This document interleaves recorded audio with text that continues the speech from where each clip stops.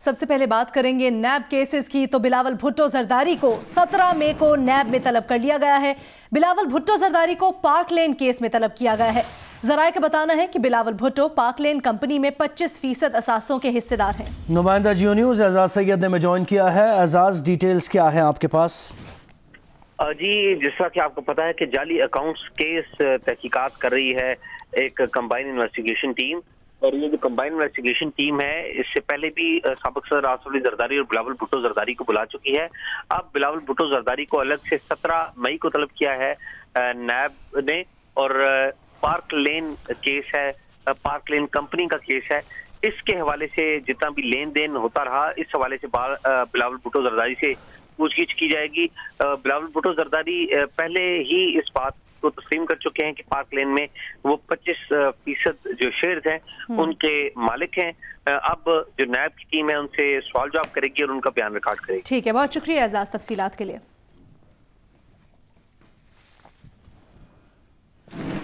नून league के रहनुमा शाहिद खान अब्बासी ने अमीर मकाम के बेटे की गिरफ्तारी को सियासी इंतकाम करार दे दिया। पार्टी रहनुमाओं के हमरा प्रेस कॉन्फ्रेंस में कहा कि अमीर मकाम के बेटे पर 3 करोड़ रुपए से कम की करप्शन का इल्ज़ाम है। आपके पास कंपनी के 35 करोड़ की गारंटी है, इससे काम ठीक करवा लें। ठेका NHA के साथ है, इसमें NHA का कोई एतराज नहीं। मजीद कहा, इंतकामी कार्रवाई में पहले नैब थी, अब FIA को शामिल कर लिया गया है।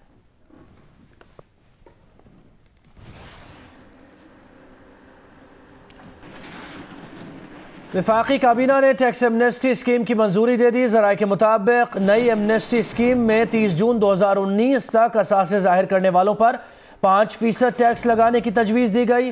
30 सितंबर तक असासे जाहिर करने वालों के लिए 10% टैक्स की तजवीज़ रखी गई है, जबकि 31 दिसंबर तक असासे जाहिर करने वालों के लिए 20% टैक्स की तजवीज़ दी गई है। गैर मुल्की असासे जाहिर करने वालों को पाकिस्तान बनाओ सर्टिफिकेट में सरमायाकारी की सिफारिश की गई है।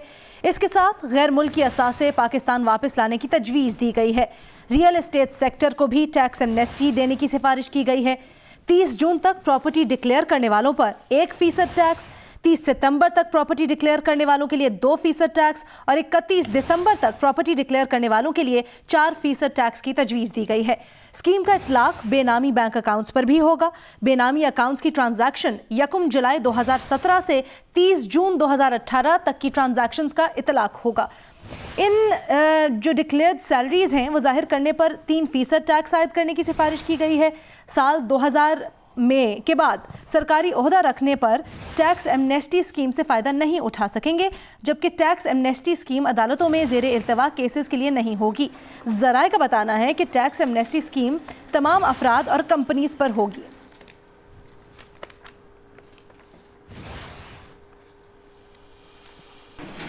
और वफाकी हुकूमत की टैक्स एमनेस्टी स्कीम पर नून लीग ने शदीद तनकीद की है। शाहिद खान अब्बासी ने कहा कि जब एमनेस्टी हमने दी थी वो बहुत बुरी थी, आज इमरान खान ने जो दी है वो बिल्कुल ठीक है।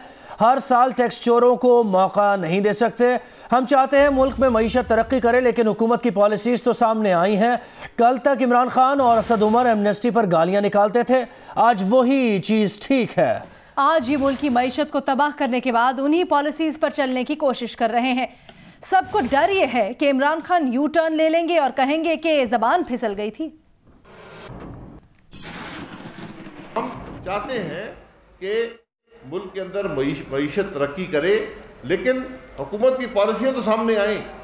जिस पॉलिसी को 1 साल पहले यही लोग, इमरान खान, असद उमर, ये जो टोला है, ये गालियां निकालते थे, ये लानते बेचते थे, आज वही चीज़ ठीक है। और ये वक्त ने साबित किया कि हमारी हर पॉलिसी को इस हुकूमत ने 8 साल गुजारने के बाद, 8 महीने गुजारने के बाद, मुल्क की मईशत को तबाह करने के बाद, ये आज उन्हीं पॉलिसियों पर चलने की कोशिश कर रहे हैं। और अब चलना भी मुश्किल हो गया और ना इनमें सलाहियत है कि उन पॉलिसीज़ पर चला करें। जो एमनेस्टी स्कीम में सबको डर ये है कि कल इमरान खान जो है वो यू टर्न कर लेगा और कहेगा नहीं मैं तो गलती हो गई थी, स्लिप ऑफ द टंग थी एमनेस्टी स्कीम, तो अब वो मैंने कर दिया, तो अब मैं माजरत चाहता हूँ। तो ये ज़रा बता दें कि वाकई ये इमरान खान साहब की पॉलिसी है और यू टर्न तो नहीं करेंगे। चेयरमैन एफबीआर ने कारोबारी मराकज और दफातर पर छापे मारने पर पाबंदी लगा दी। चेयरमैन एफबीआर ने टैक्स दहिंदगान की लिस्ट में किसी का नाम मुअत्तल करने पर भी पाबंदी लगा दी। एफबीआर एलामिया के मुताबिक अगर किसी का नाम टैक्स दहिंदगान की फहरिस्त से मुअत्तल करना हो तो चेयरमैन एफबीआर और मेंबर ऑपरेशन से इजाजत लेना होगी। किसी इदारे की टैक्स चोरी से मुताल्लिक सबूत होने पर छापे से पहले चेयरमैन एफबीआर और मेंबर ऑपरेशन से पेशगी इजाजत लेना होगी।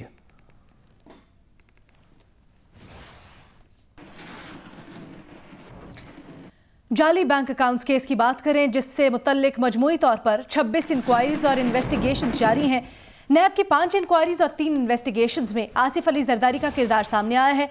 सिर्फ एक केस में वारंट गिरफ्तारी जारी किए गए हैं। जाली बैंक अकाउंट से मुतल्लिक इंक्वायरी सुप्रीम कोर्ट के हुक्म पर शुरू की गई। नैब ने आसिफ अली जरदारी के खिलाफ जाली बैंक अकाउंट्स केस में इंक्वायरीज और इन्वेस्टिगेशंस की रिपोर्ट जमा करवा दी। अदालत ने 29 अप्रैल को आसिफ अली जरदारी की दरखास्त पर तमाम केसेस की तफसीलात तलब की थी। अदालती हुक्म पर आसिफ जरदारी के वकला को भी नैब रिपोर्ट की कॉपी भिजवा दी गई।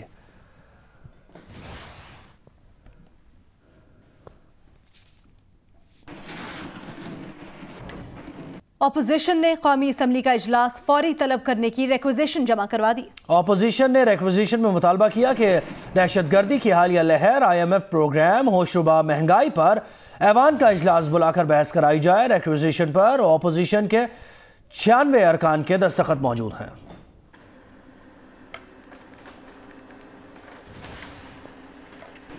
अमेरिका ने कोई वीज़ा पाबंदियां नहीं लगाई। वज़ीर ख़ारजा शाह महमूद कुरैशी का यह कहना है। अमेरिकी सफारत खाने ने प्रेस रिलीज़ भी जारी की है।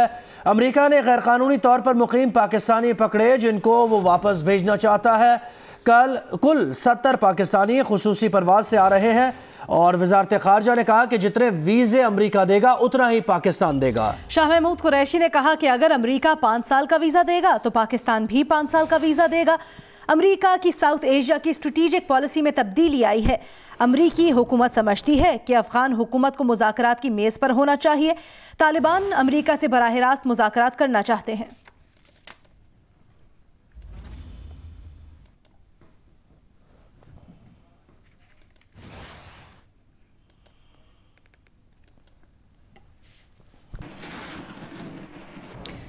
पाकिस्तान अमेरिका ईरान के मसले पर किसी कैंप में नहीं जाएगा। पाकिस्तान को वाज़े पॉलिसी बनानी पड़ेगी।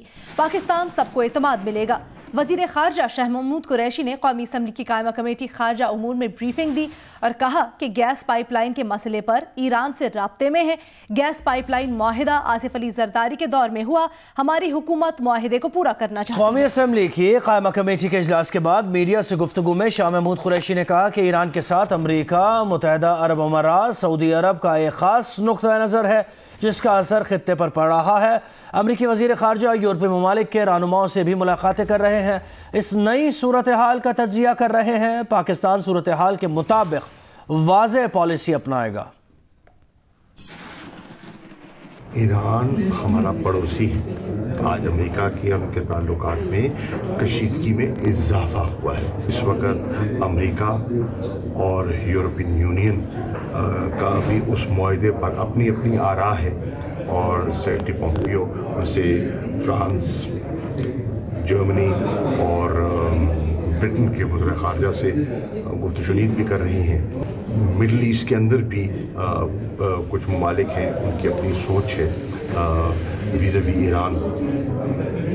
तो पाकिस्तान के तो पूरे इस खित्ते में और मिडल ईस्ट में और बिलूम जितनी उम्मा के मुस्लिम ममालिक हैं, हमारे तो सबसे अच्छे ताल्लुकात हैं। तो ये एक बड़ा हसास मसला है और इसको हम एग्जामिन भी कर रहे हैं, इसको स्टडी भी कर रहे हैं। जैसे जैसे सिचुएशन इवॉल्व कर रही है हमारी नज़र में है और इस पर हम इंशाअल्लाह कोशिश करेंगे कि ऐसी हम हिकमत अमली अपनाएं जिससे कि पाकिस्तान के मफादात को नुकसान ना पहुँचे और ये खित्ता जो है वो डिस्टेबलाइज ना हो। मोदी साहब ने ये कहा है कि पाकिस्तान रेडार जो है वो काम नहीं कर सकते थे बादल जिस दिन अटैक किया, तो इसलिए हमने ये फैसला किया।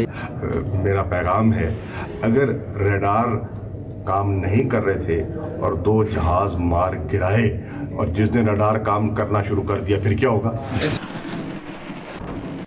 सेक्रेटरी खजाना यूनुस ढागा की सरबराही में पाकिस्तानी वफ्द FATF इजलास में शिरकत के लिए चीन रवाना हो गया है। ज़राए के मुताबिक पाकिस्तानी वफ्द दहशतगर्दों की माली मावनत रोकने के लिए किए गए इकदामात से FATF हुक्काम को आगाह करेगा। पाकिस्तान की तरफ से अहम इकदामात में कलअदम तंजीमों को माली सरगर्मियों से रोकना है। एयरपोर्ट्स और सरहदों पर करेंसी स्मगलिंग रोकने के इकदामात भी पाकिस्तानी इकदामात में शामिल हैं। FATF ने पाकिस्तान को 29 इकदामात पर अमल दरामद का टास्क दे रखा है, जिसमें से पाकिस्तान ने 26 इकदामात पर अमल दरामद कर लिया है।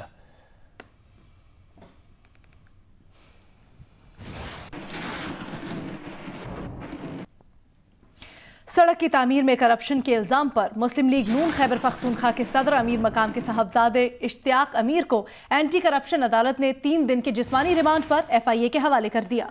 अमीर मकाम के साहबजादे इश्तियाक अमीर को पेशावर की एंटी करप्शन अदालत में पेश किया गया। FIA ने मुल्जिम इश्तियाक अमीर को गुज़श्ता रोज करप्शन के इल्जाम में गिरफ्तार किया था। मुल्जिम इश्तियाक अमीर पर शांगला में सड़क की तामीर में करोड़ों रुपए की मुबैना करप्शन का इल्जाम है।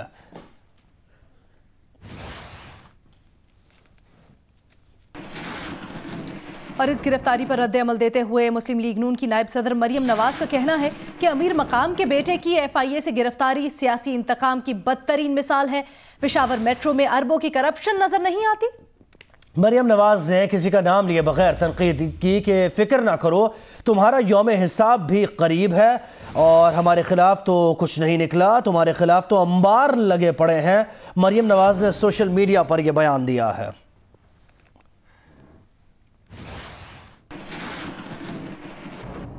और अब कुछ बात हो जाए कराची के मौसम की, तो कराची में 16 और 17 मई को बूंदाबांदी का इम्कान है। महकमा मौसमियात का बताना है कि कराची में 16 और 17 मई को मतला जुज़वी अबरालूद रहने का इम्कान है। कराची में 16 और 17 मई को समंदरी हवाओं की रफ्तार में भी इजाफा होगा। कराची में समंदरी हवाएं 36 किलोमीटर फी घंटा की रफ्तार से चल सकती हैं, महकमा मौसमियात का बताना है। Hi, I'm Mohammad Junaid. Thanks for watching Geo News. For more videos and updates, don't forget to click the subscribe button. Keep watching Geo News.